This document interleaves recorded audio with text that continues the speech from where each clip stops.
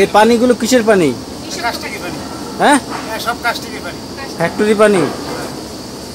সব কাস্টিক ওগুলো পানি দেখলে না আইছে তাহলে এগুলো এত ভোগাইতে না।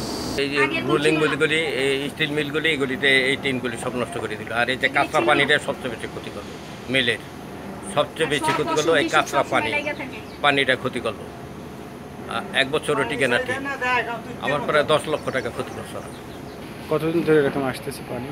এটা 5 বছর হয়ে গেছে, 5 বছর হয়ে গেছে। এটা আগে একটু কম হইতো, যেহেতু এটাকে রেলের একটা ছিল, ক্যানেল ছিল, ওইটাকে বন্ধ করে দেওয়া নেই।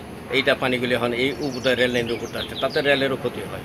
রেল লাইনের 3-4টা ক্রসিং করে পানি আসে, এই কাঁচা পানি। এটা এইখানকার কিছু লোকে করছিল, তারা বোঝে না। এটা একটা খামার করছিল, খামার করে মৎস্য খামার করছিল। পরে যার যার ব্যক্তিগত জায়গা। রেলের পাত কারা সরাইছে? রেলের পাত, এই যে কয়েকটা জায়গাতে পানি আসতেছে রেলের নিচ দিয়ে, এই পাতটা কারা সরাইছে? রেল কর্তৃপক্ষ। রেল কর্তৃপক্ষ ফাঁকা করে দিচ্ছে পানি যাওয়ার জন্য। তারা কিছু পয়সা করে খায়, তাই এইগুলি করছে রেল কর্তৃপক্ষ। রেলের লোকজন এত করাইতেছে।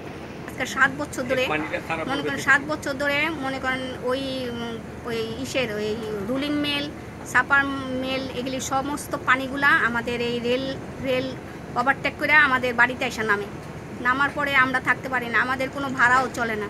তাছাড়া আমরা অনেক কষ্টে আছি, বাড়িঘর সব নষ্ট হয়ে যেতেছে। মেলের পানি আইসা সমস্ত পানি দূষিত, আমাদের পেট খারাপ হয়ে যায়, পানি দূষিত হয়ে যায়। এই জন্য আমরা চলতে পারতাছি না। ওরা রেল লাইন ভাঙা, ওয়াল ভাঙা, ওরা পানি এখানে ওভারটেক করে ছাড়ার সত্ত্বে আমরা যদি বলি তাহলে আমাদের আইসা ধমক দেয় যে আমরা ছাড়বই, আপনাদের কি অসুবিধা? আমাদের অসুবিধা আপনারা ফ্যাক্টরির জন্য, ফ্যাক্টরির ইসের জন্য আমাদের এত গরিব মানুষদের এত ক্ষতি করতেছেন, এটা কি ঠিক? এটা তো ঠিক না। তারপরে ওরা কিছু বলে না, ওরা না বলে আমাদের রাগারাগি করে চলে যায়।